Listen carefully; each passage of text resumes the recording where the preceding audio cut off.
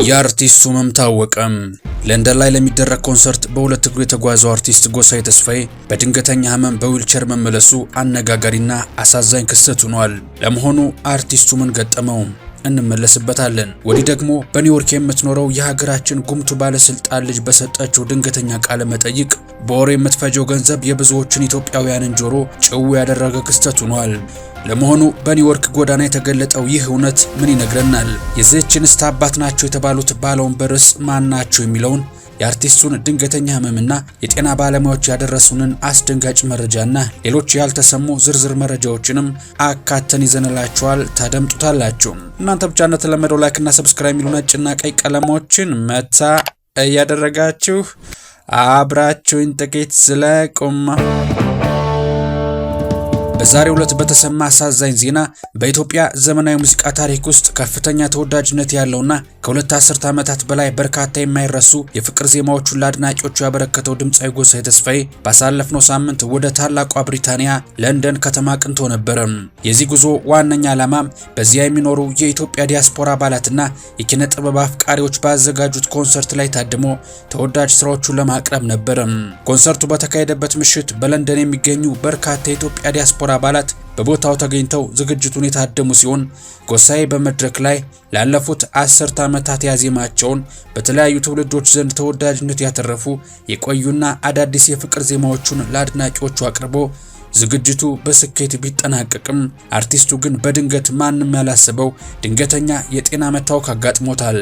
አርቲስቱ የአየር ጉዞውን አጠናቆ አዲስ አበባ በሚገኘው ቦሌ ዓለም አቀፍ አውሮፕላን ማረፊያ ሲደርስ በገጠመው የጤና እክል ምክንያት በራሱ እግር ተራምዶ መውጣት ባለመቻሉ በተሽከርካሪ ወንበር ወይም ዊልቸር ታግዞ ከአውሮፕላን ማረፊያ ለመውጣት ተገዷል። ጎሳዬም ከአንድ የአየር መንገድ ሰራተኛ ጋር በተሽከርካሪ ወንበር ላይ ተቀምጦ የተነሳውን ፎቶ በይፋው የፌስቡክ ገጹ ላይ ያጋራ ሲሆን ከምስሉም ጋር አያይዞ ታሞ ወደ ሀገሩ እንደተመለሰና በሆነው ነገር ሁሉ ፈጣሪውን እንደሚያመሰግን ተናግሯል። ይህንን ፎቶም በርካቶች በማህበራዊ ሚዲያ ላይ ከተቀባበሉት በኋላ በርካታ የሙዚቃ አፍቃሪዎች፣ የጥበብ አጋሮችና የማህበራዊ ሚዲያ ተጠቃሚዎች ለአርቲስቱ ሙሉ ጤንነትን እየተመኙ ሲሆን በለንደን የጤና ሁኔታ ለምን እንደተቃወሰ የብዙዎች ጥያቄ ሆኗል። ጎሳዬ የሙዚቃ ኮንሰርቱን ካጠናቀቀ በኋላ ስለገጠመው የህመም አይነት ወይም ስለ ህመሙ ዝርዝር ሁኔታ በይፋ የገለጸው ነገር ባይኖርም የሕክምና ባለሙያዎች እንዳሉት ረጅም የበረራ ጉዞዎች ለአንዳንድ አጣዳፊ የጤና እክሎች በቀጥታም ሆነ በተዘዋዋሪ አስተዋጽኦ ያደርጋሉ ተብሏል። ከነዚህም ውስጥ አርቲስቱ የገጠመው የደም ስር መርጋት ሊሆን እንደሚችል ተነግሯል። በሕክምና አጠራሩ ዲቪቲ እየተባለ የሚጠራው ይህ በሽታ በረጅም በረራ ወቅት እግርን ሳያንቀሳቅሱ ለአያሌ ሰዓት ተቀምጦ መቆየት በእግር የደም ስሮች ውስጥ ደም እንዲረጋ በማድረግ ይሄ ረጋ ደም ደግሞ የእግርን የደም ዝውውር በመዝጋት አጣዳፊና ከፍተኛ ህመም ብሎም እብጠት እንዲሁም የጡንቻ መወጠር ስለሚያስከትል ህመሙ በጣም የከፋ ከመሆኑ የተነሳ በእግሩ መቆምም ሆነ መራመድ ፈጽሞ ያስችልም የተባለ ሲሆን በሌላ በኩል ደግሞ በረጅም በረራ ወቅት ለረጅም ሰዓት ባልተስተካከለ አቀማመጥ ሳቢያ በታችኛው የጀርባ አጥንት ዲስክ ላይ ከፍተኛ ጫና ይፈጠራል ብለዋል። በዚህም ከወገብ ጀምሮ እስከ እግር ጫፍ ድረስ በሚወርድ አጣዳፊ የመደንዘዝ የመቃጠል ስሜት ወይም የታችኛው እግር ክፍሎች ሽባ መሆንን በማስከተል ድንገተኛ መራመድ አለመቻልን ያስከትላል የተባለ ሲሆን አርቲስቱ የገጠመውን ድንገተኛ የሰውነት አለመታዘዝ ተከትሎ በአፋጣኝ የጤና ክትትል ማድረግ እንዳለበት የጤና ባለሙያዎች አክለው ሲያሳስቡ፣ አድናቂና ወዳጆቹ ደግሞ ለአርቲስቱ ልባዊ የሆነ ማገገምን እየተመኙለት ይገኛል። እኛም በቻናላችን ስም ለጎሳዬ ተስፋዬ ሙሉ ጤንነትን እየተመኘን በህመሙ ዙሪያ የሚኖሩ መረጃዎችንም ተከታትለን ለናንተ ለምንወዳችሁ ተመልካቾቻችን እንደምናደርስ ቃል እየገባን ሌላ ከሰሞኑ መነጋገሪያ ወደ ሆነው ጉዳይ ስናልፍ በኒውዮርክ ከተማ አንድ ጎዳና ላይ ሰዎችን እያስቆመ የወርሃዊ ወጪያቸውንና የስራ ዘርፋቸውን የሚጠይቅ ቲክቶከር ቢኪ ዘሱ የተባለችን ኢትዮጵያዊት ወጣት አጭር ቃለ መጠይቅ ሲያደርግላት ወጣቷ ከ2 ዓመት ገደማ በፊት ወደ አሜሪካ ኒውዮርክ ከተማ እንደመጣች ወደዚያ ያመራችበት ዋና ዓላማም ስኬታማ ዘፋኝ ተዋናይትና ሞዴል የመሆን ህልሟን ለማሳካት እንደሆነና በከተማዋ ኑሮ እጅግ እንደተማረከችና በአሁኑ ወቅትም የትወናና የሙዚቃ ትምህርቷን እየተከታተለች እንደምትገኝ ትነግረዋለች። ሆኖም ይህ ቃለ ምልልስ የብዙዎችን ትኩረት ይሳበው ስለ ወርሃዊ ወጪዋ ጥያቄ ቀርቦላት ምንም አይነት መደበኛ ስራ እንደማትሰራ ነገር ግን በየወሩ ለቤት ኪራይ፣ ለራት፣ ለቴኒስ ስፖርትና ለተለያዩ መዝናኛዎች ከ35 እስከ 40 ሺህ የአሜሪካን ዶላር እንደምታወጣ ከተናገረች በኋላ ነው። የዚህ ገንዘብ ምንጭ ምን እንደሆነ ስትጠየቅም ተደናግጣ ዝም ብሎ ጀስት ገንዘቡ እንደሚኖራት የተድበሰበሰ ምላሽ ሰጠችም። ይህ ገንዘብ ማለት ወደ ብር ሲቀየር ከ5 እስከ 6 ሚሊዮን ብር የወር ወጪዋ ሆነ እንደማለት ነው። ይህ ቪዲዮ በማህበራዊ ሚዲያ ላይ በፍጥነት ከተሰራጨ በኋላ ብዙዎች ቪኪ ማን እንደሆነችና ቤተሰቧ ማን እንደሆኑ ማጣራት ይጀምራሉ። ከዚያም የተሰማው ነገር ብዙዎችን ያስደነገጠ ነው። አባቷ በኢትዮጵያ የጉምሩክ ከፍተኛ ባለስልጣን የነበሩት አቶ ዘሱ ወልደ ጊዮርጊስ መሆናቸው የታወቀ ሲሆን ይህም ታላቅ የህዝብ ቁጣን ቀስቅሷል።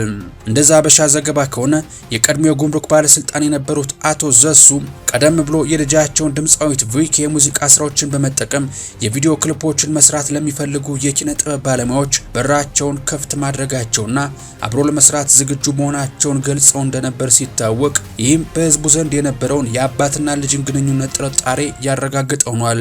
በሀገር ውስጥ ባለው ከባድ የኑሮ ውድነትና የኢኮኖሚ ጫና ለሚሰቃየው ህዝብ ይህ ዜና ከፍተኛ ድንጋጤን የፈጠረ ሲሆን በቪኪ የቲክቶክ ኮሜንት መስጫዎች ላይ የምትንደላቀቅበት ብር ህዝቡ በላቡ የከፈለው የህዝብ ግብርና ታክስ እንደሆነ የሚጠቅሱ የቁጣ ድምጾችም በስፋት መስተዋል ጀምረዋል። ማህበራዊ ሚዲያ ተጠቃሚዎችም ድሃው ከመቀነቱ ፈቶ የሚከፍለው ገንዘብ እስከዛሬ የት ገባ እንደነበርና ማንን እያኖረ እንደነበር በግልጽ ታየ እያሉ ትዝብትና ቁጣቸውን ያጋሩ በርካቶች ናቸው። ቪኪ በአሁኑ ሰዓት በቲክቶክ ገጿ ላይ ከ46000 በላይ ተከታዮችን ማፍራት የቻለች ሲሆን በገጿም ሙዚቃዎቿንና ኪነ ጥበብ ስራዎቿን በስፋት እያስተዋወቀች ትገኛለች። በተለያዩ ጊዜያት በምትለቃቸው ፎቶዎችና አጫጭር ቪዲዮዎችም የሚያስገርመውን የየዕለት የቅንጦት ህይወቷን ለአድናቂዎቿና ለተከታዮቿ ዘወትር ታጋራለች። ወጣቷ በአሁኑ ወቅት 4 የመኖሪያ ቤቶች ባለቤት መሆኗን የተናገረች ሲሆን ከዚህም በተጨማሪ እንደ ሎሮፒያና ያሉ በዓለም አቀፍ ደረጃ እጅግ ውድና ቅንጡ የሚባሉ የፋሽን ብራንድ አልባሳትንም ትጠቀማለች። ህይወቷን በድሎት የምትመራው ቪኪ ከአንድ ሀገር ወደ ሌላ ሀገር በመጓዝ እጅግ ውድ የሆኑ የረፍት ጊዜያትንም ታሳልፋለች። ከቀናት በፊት የተካሄደውን የዓለም ዋንጫ የፍጻሜ ጨዋታ ለመመልከትም እጅግ ከፍተኛና ውድ የሆነ ትኬት በመግዛት በስታዲየም ተገኝታ ስራ የለኝም የምትለው ኢትዮጵያዊ ጨዋታውን ተመልክታለች። በድሎት ከተሞላው የቅንጦት ህይወቷና የኑሮ ዘይቤዋ በላይ ብዙዎችን ያስገረመው የዳይመንድ ብራስሌት ስትገዛ የሚያሳየው የቲክታክ ቪዲዮዋ ነው። እንስቷ ባጋራችው ቪዲዮ ብዙ የዳይመንድ ፈርጦች ያሉትን ብራስሌት ስትለካና ስትመርጥ ከዛም ስትገዛ ያሳይ ሲሆን በኮሜንት መስጫው ላይ በርካቶች ተበሳጭተው ንዴታቸውን ሲገልጹ፣ አንዳንዶች ደግሞ ኤበል ይቅናሽ እያሉ ደስታና ድጋፋቸውን ይገልጹላታል። ቪኪ ዊንታ ዘሱ የተባለች ቲክታከር ያላት ሲሆን በቲክቶክም 1 ሚሊዮን ተከታይ ያላት። እህቷም በሆሊውድ ከፍተኛ እውቅና ያላት ሲሆን በርካታ ስራዎችን የምትሰራ ስኬታማ ቲክታከር ናት። ዊንታ የተለያዩ የሞዴሊንግና የማስታወቂያ ስራዎችን ለትልልቅ ድርጅቶች የምትሰራ ሲሆን ጥቂት ፊልሞች ላይም ተውናለች። በርካቶችም በሀገሪቱ ውስጥ ያለውን ስርዓታዊ ምዝበራ በማንሳት ከፍተኛ ተቃውሞ እያሰሙ ይገኛሉ። በወጣቷ ንግግርና በአባቷ የቀድሞ ስራ መደብ መካከል ያለውን ግንኙነት በመጥቀስም በሀገሪቷ ውስጥ ያለው ህዝብ በቀን 1 ጊዜ ለመብላት በሚቸገርበት ሁኔታ በውጭ ሀገር የባለስልጣናት ልጆች እንዲህ በህዝብ ብር መንደላቀቃቸው ነገሩ የሚያስተዛዝብ ድርጊት እንደሆነ በርካቶች በቁጣ እየተናገሩ ነው። በአንድ በኩል ወጣቷ በውጭ ሀገር የጥበብ ህልሟን ለማሳካት የምታደርገው ጥረትና አባቷ የሚያደርጉላት ድጋፍ ደስ የሚያሰኝ ቢሆንም የህዝብ ታክስና ሀብት ተመዝብሮ በውጭ ሀገር በግዴለሽነት እየባከነ ነው የሚለው የህዝብ ቁጣና ክስ በማህበራዊ ሚዲያ ገጾች ላይ በስፋት እየተንጸባረቀ መነጋገሪያነቱ አሁንም ተባብሶ ቀጥሏል። ታዲያ ቪኪም ሆነች ዝነኛዋ እህቷ አለያም አባቷ ግን እስካሁን የለም በወር የምታወጣው ወደ 6 ሚሊዮን ብር የሚጠጋ ገንዘብ ምንጩ ወዲህ ነው ሲሉ አልተደመጡም። የምንወዳችሁ ተመልካቾቻችን የእናንተስ ሐሳብ ከወዴት አለ? የዚች ቆንጆ ወርሃዊ ገቢስ መምጫው ከወዴት ይሆን? እንደተለመደው ትዝብታችሁን በኮሜንት መስጫው ላይ ስታሰፍሩ ለተወዳጁ ድምጻዊ ጎሳዬ ተስፋዬ መልካም ምኞታችሁም እንዳይረሳ እያሳሰብን ለዛሬ ያዝንላችሁን ጥንቅር በዚሁ ቋጨን። የምንወዳችሁ እንደተለመደው ቪዲዮን እስከማብቂያው ስለታደማችሁልን ላቅ ያለ ልባዊ ምስጋና እንጀባ ያልኳችሁ ቪዲዮን ከወደዳችሁት ላይክ ማድረጋችሁ እንዳትረሱ። እንደዚህ ያሉ ወቅታዊና ትኩስ መረጃዎች በየጊዜው በፍጥነት እንዲደርሷችሁ ደግሞ ኢትዮ ትሩዝን ሰብስክራይብ በማድረግ ቤተሰብ እንድትሆኑ እየጋበዝኳችሁ በቀጣይ በሌላ ቪዲዮ እስከምንገናኝ ሰላማችሁ ብዝት ይበልልኝ። ቸር ቆዩልኝ።